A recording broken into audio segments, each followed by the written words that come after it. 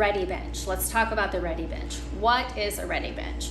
A ready bench is an organized area where the swimmers that are 10 and under report to line up for their events. You always will see a flip board with an event number that is near the ready bench. This event number will always be way far ahead of whatever events are actually being swum in the pool at that moment, because we have to have time to organize the younger swimmers. There will always be volunteers by the ready bench ready to assist your child. This is why it is so important to have their events and their heats and their lanes written on their arm, because that also assists the ready bench volunteers. So you always need to pay attention to the numbers that are near the ready bench, whether every pool does it differently. So whether there is a big PVC pipe with numbers, or there might be smaller ones, you just need to always have your eye on those and send your child to the ready bench when their event numbers pop up.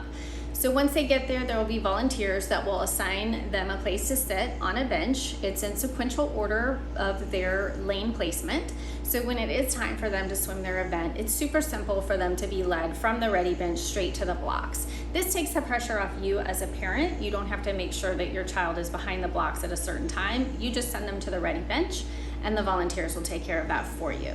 If you have an older swimmer, you still need to have them pay attention to the ready bench number. They just generally won't have as much hand holding as far as lining up for the event from the volunteers. They'll just have to kind of get themselves organized. But generally swimmers that are 11 and up have been through this before, and so they kind of know what to do. And if your swimmer has not been through it before, there will always be a swimmer or a volunteer nearby to answer their questions. The timers also can help if they report to a block, because the timers have scoring sheets and they'll be able to tell them whether or not they are in that lane.